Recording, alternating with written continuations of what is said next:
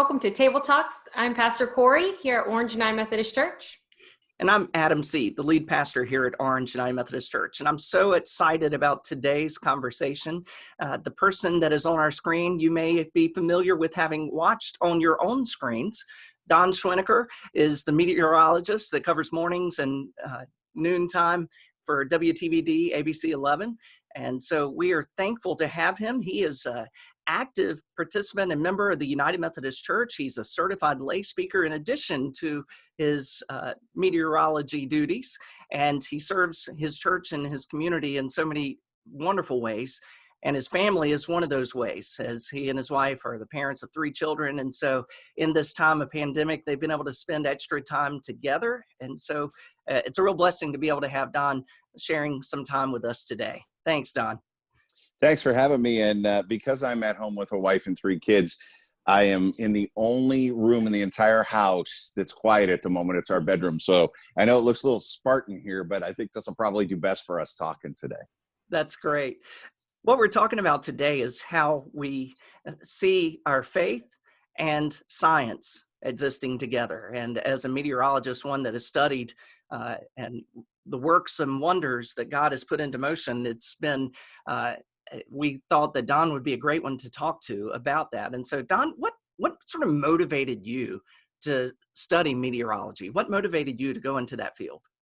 Well, you know what? When I was a kid, I grew up in the state of Iowa, and tornadoes are a lot more prevalent there. It's very flat, so you can actually see tornadoes out in the distance when they're not affecting you. I remember one time in middle school, I was at a track meet, and we could see the tornado off in the distance on the horizon, never got close to us. But I've always been fascinated with severe weather. I thought about doing other things in life.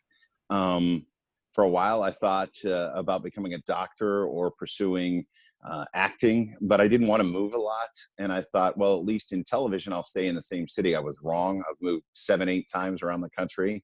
But I love it. I ended up going back to school. I started out as just a broadcaster, went back to school at Mississippi State University.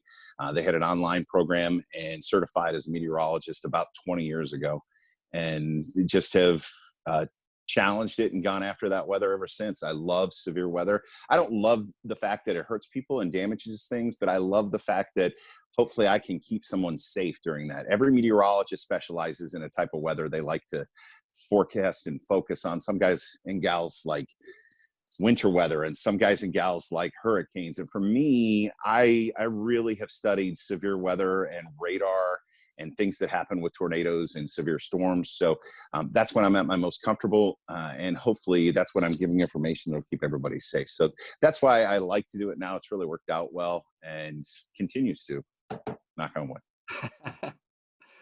Right. I thought it was kind of funny as I was emailing you this week and mentioning about the tropical storm and my wife and I heading to Florida this week. So thanks for Absolutely. that personal weather. I think you'll be just fine. Might get wet down there, but it looks like if you're going to Louisiana, Texas, or Alabama, I'd be a little more concerned. But at this point, I think you might be okay.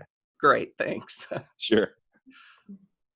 Well, in your studies, as you mentioned, you went back to school for meteorology to go in that specifically, and in your career and in your just personal experience, what have you learned or seen that helps to confirm for you your faith? And I wonder, I imagine that you have seen things that not many of us have, exploring severe weather, but how has God revealed God's self in your work?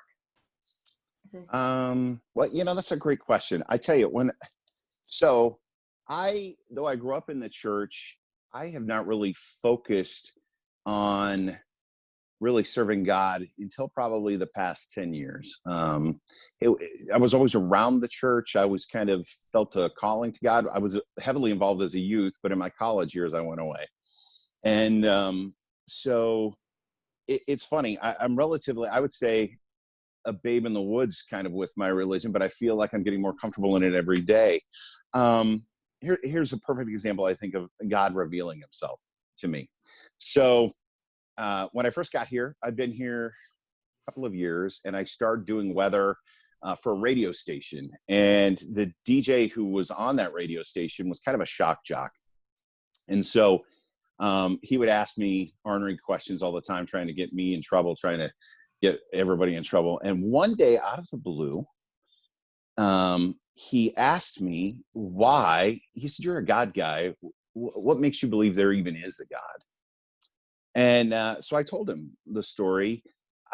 One of the amazing things I've learned about science and weather and religion is there was a 15th or 16th century mathematician named Fibonacci.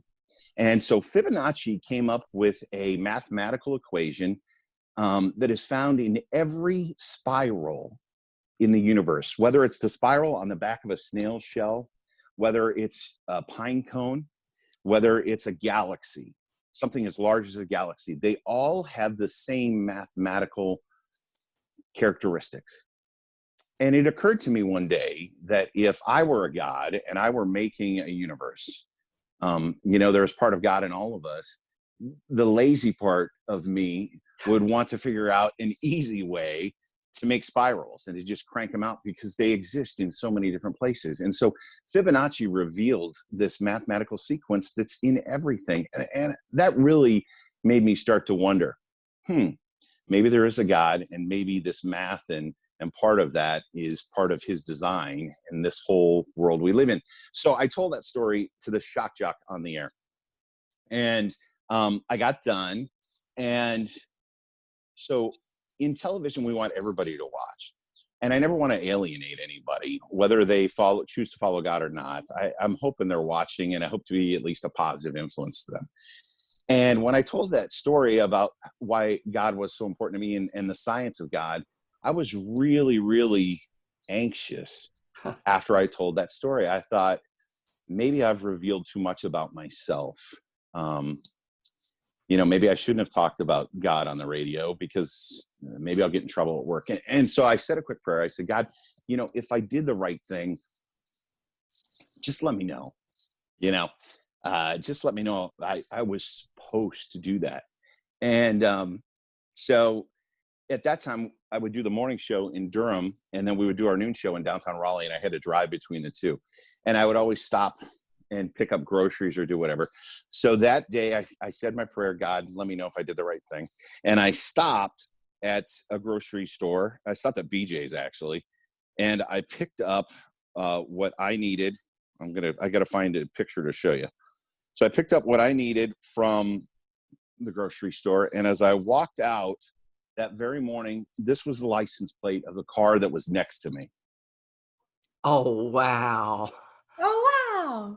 So in the state of North Carolina, there's one car that has the word Fibonacci on it. And it was the specific story that I had told on the radio. And I had just this amazing sense of calm come over me and thought, well, I guess I was supposed to tell that story. And that was also a big turning point in my life of maybe I need to be listening more for God to speak to me, whether it's in the form of a license plate or in that nudge, that still small voice we hear in the back of our heads telling us to do something. I've learned to listen a lot more after that experience. Wow. That's incredible. So you did all that. You didn't know he was going to throw that question at you. And that was live. I was so nervous about it afterwards. Several bosses want us to be very middle of the road. And I get it, because if we're alienating somebody or somebody doesn't feel comfortable and they stop watching, our ratings go down. And I was really worried about it. And that was kind of the first time I had God say to me, you don't need to worry about it. I got it. And so after that, as I've learned to listen more, it's amazing to me. I do not believe in coincidences anymore. I believe a lot of times things happen because it's God's way of revealing himself to you, or an answer. It's never, if I ask a question of him, I never get the answer when I want it. It's on his time, not my time. And a lot of times the answer is not what I expect. But that's kind of the fun of it. So it also makes me a little more careful on what I ask. Right. How about I think about the butterfly effect, how they say that a butterfly can flap its wings and it leads to a great storm eventually. Have you seen things in weather that have helped just sort of point to a divine force?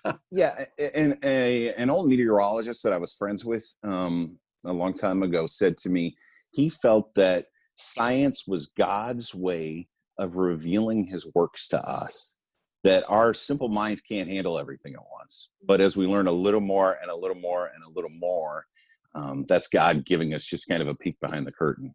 And I think in weather, we see that. I mean, I've been doing weather 25 years. 25 years ago, well, let me say this. So people say to me, must be nice to have a job where you're only right 50% of the time and you get to keep your job. I've heard that line all 25 years of doing weather. And quite honestly, when I started 25 years ago, I would say if we were right 50% of the time, it was a good day. But through these little pieces of information that we learn about the atmosphere and how it interacts and how hot air and cold air and different things interact, and computers getting faster and helping us with the science, in 25 years now, within 24 hours, I should be right over 90% of the time. Wow. And if I'm not right, if I'm not within 3 or 4 degrees more than 90% of the time, I answer for it. We all do. We run promos on our television station saying we're the most accurate, station in the market. We're one of the most accurate stations in the country. A lot of that has to do with our chief meteorologist, Chris Holman, and his knowledge of the area and how he helps us with that. But I really believe that's God's way. God gives us these little glimpses every couple of years. Some amazing new fact or will come out. A perfect example, one of the tools I think that's helped save so many lives is Doppler radar. Now, when I first started, the radar sends out a beam and it hits a raindrop and it bounces back, and that's where we know where the rain is. Well, now we could actually see which way raindrops are pointed. And 25 years ago, when there was a tornado on the ground, not everybody had a cell phone. So if there was a tornado on the ground, somebody with a radio, like a police officer, would have to call their base and say there's a tornado on Main Street, and then that person would hear it. Then they'd have to pick up a landline and they'd have to call us, and we'd warn people about the tornado. And sometimes that tornado might be on the ground 5, 10, 15 minutes, and people were dying and getting hurt. We just didn't know. Radar today, not only can we see which way those raindrops are pointed, we can see if they're raindrops, sleet drops, snow drops, ice crystals. We can see which way they're moving. And sometimes we can warn for a tornado starting to spin in the sky 10 to 20 minutes before it ever drops to the ground. So I think as we continue to see these little pieces of information about the atmosphere revealed, it's just another way that God's saying, look, I'm going to help you out here. How about you look at this next? Wow. Well, that leads me to the next question, because I think this sort of precipitated the idea to have this conversation. Is I've heard people say that science and faith are incompatible, but I like the way that you said, science being God revealing God's self. Yeah, I think sometimes people who say that, they might be scared because science can sometimes be very black and white. And let's face it, with God, there's a lot of gray area.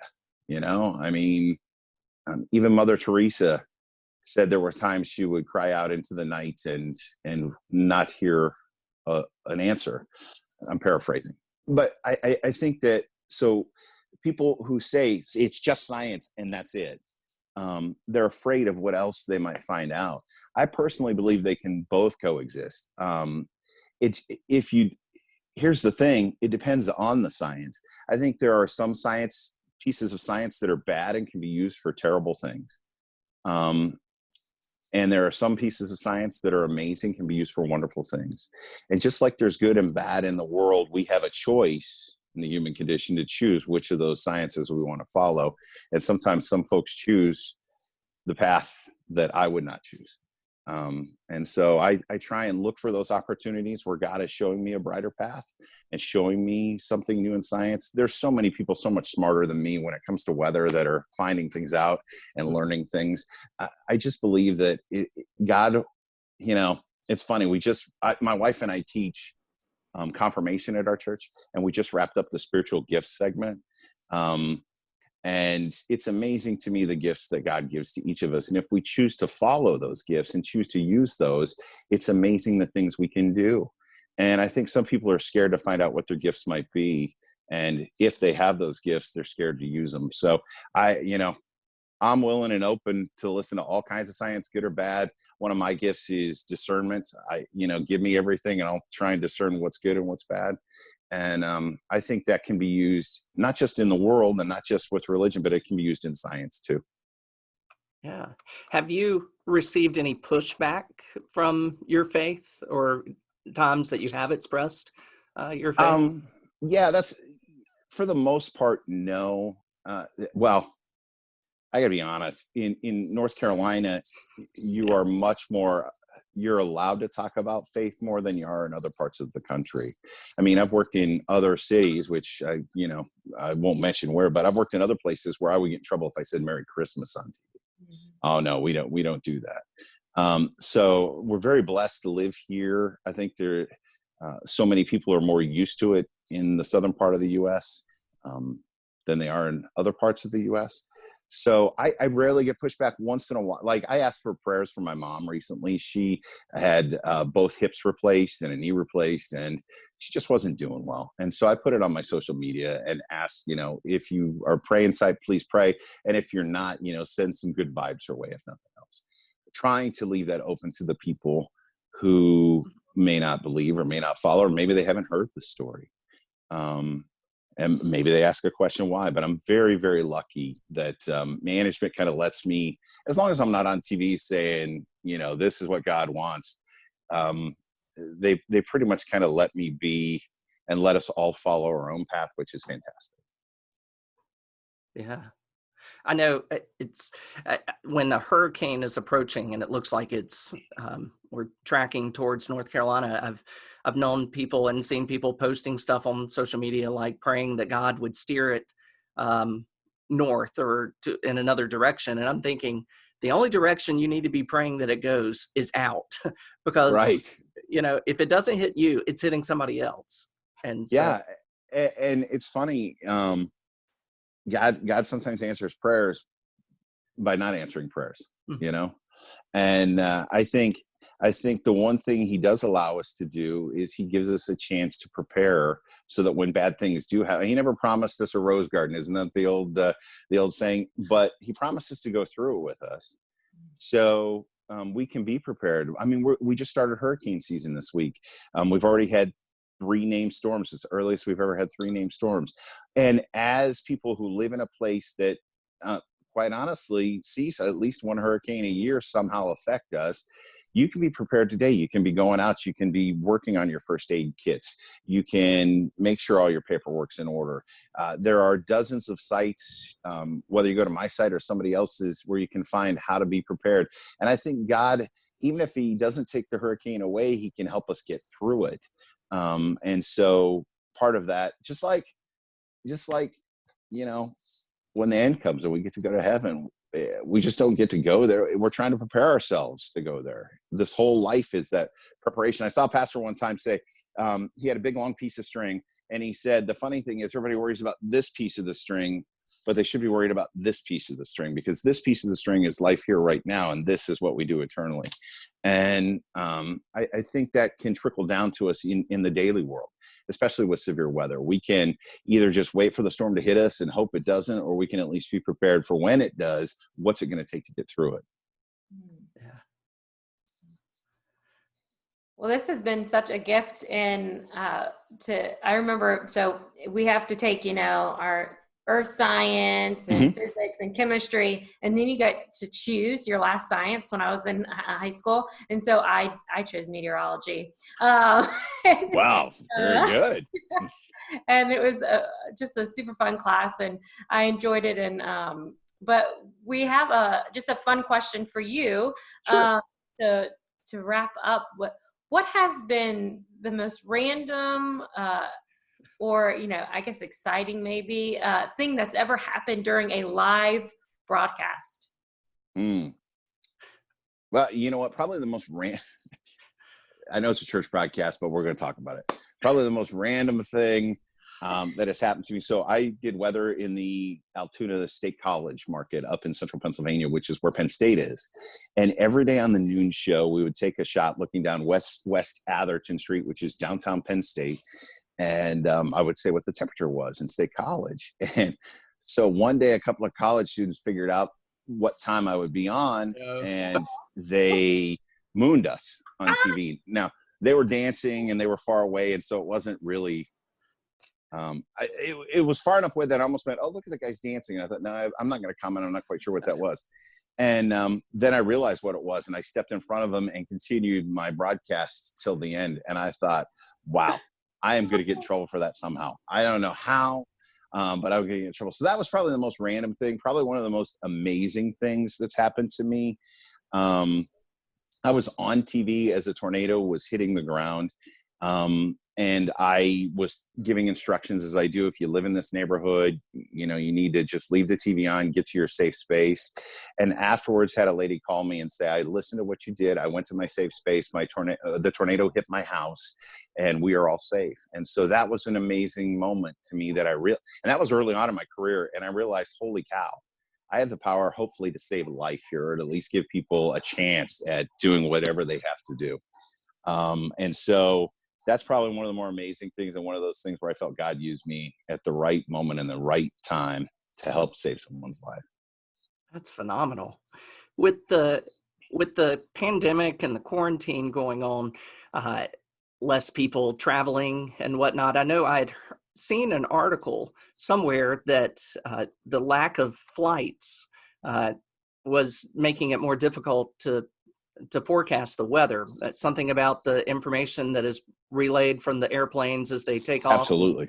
Yeah, it has. And our accuracy has gone down a little bit. So every time a plane flies from Raleigh to, say, Chicago O'Hare, they do take weather readings, and then those weather readings are reported, and then those go into the modeling we use that help model where storms might move and things like that. It's used for mainly over the continental U.S., although they use it for other places too. And it has hurt us. I think in the past 2 months, we have been a little less accurate at looking at the movement of some storms. I know one day I had sun and it ended up raining over a guy's house. And he emailed me and said, you said it wasn't going to rain. And I'm like, you're right. I totally missed it. If you want me to come help you restain your deck, I will. I promise. So it has made us a little less accurate. The good news is, for me, when I worked in Pittsburgh, I worked under a chief meteorologist. His name was Joe DiNardo. He was one of the first television meteorologists in the country. And when I started working with him, he would not let me use a computer. I had to do everything by hand with a slide ruler and forecasting. And I still have those skills, and I lean on those more today in the past month or two than I have in a very long time, because I do have the modeling, but I do go back and check and use my old time skills. Like, I've had college interns go, what are you doing? And I'm like, this is how we used to do it. And so I have leaned on that more, and I think it has at least helped me. Again, God put somebody in my life at the time who drove me nuts. And I thought, this guy and I are never going to get along. He doesn't let me use a computer. He's an old fogey. He and I became best of friends. And because he put him in my life 20 years ago, I'm using what he taught me today, even after he's moved on and passed away. I wish I could call him and say, Joe, do you know what I did today? And I think that's, looking back, connecting the dots. That was one of those dots that God gave me to look back and to say, hey, you're going to need this later on. Wow. Yeah, that is amazing, the way God does put people in our lives for specific reasons, and the way that we can grow from that. So I'm thankful that you had that, and all the people that have come alongside you in your journey. And I'm grateful for your willingness to share time with us today. It's been a fascinating conversation. And I do have to ask about that live shot at Penn State. Was the forecast that evening for a full moon? It was not, but I certainly got 2 of them that day. That's for sure. Well, thank you so much for being a part of this. Pastor Kori, any closing thoughts or questions? No, just thank you so much. And, I'm so grateful for faithful laity who support the work of the church. And, it's just such a gift to know that you go out every day and you do this work that helps our community. And then on Sunday morning, you're teaching confirmation. It just gives me a lot of hope, and it fills my heart with a lot of gratitude. So thank you for your faithfulness. Thank you. And thanks for letting me talk today. And, I've been very blessed to have some great pastors in my life too, who have helped guided me along the way. Our current pastor, Pastor Jim Littleton, he's a second career guy. I love Jim. He's awesome. And he's one of those guys who I look at in amazement. He thinks I'm kind of crazy, but here's a guy who was CFO of a company and making a good buck and had 2 kids with health problems and said, no, I'm going to give it all up and become a pastor. He's an amazing example for us. And so I think it's pretty cool. Again, God putting the right people in my life to kind of guide me. It's just another example of that. So I'm very blessed to have great pastors, and thank you for letting me talk to you guys today. It's certainly been a pleasure. Well, thank you once again, Big Weather, for being a part of this. And we thank everybody that's from Orange that's watching, and hopefully you've learned something new today about the way our faith and science do coexist. So thanks so much.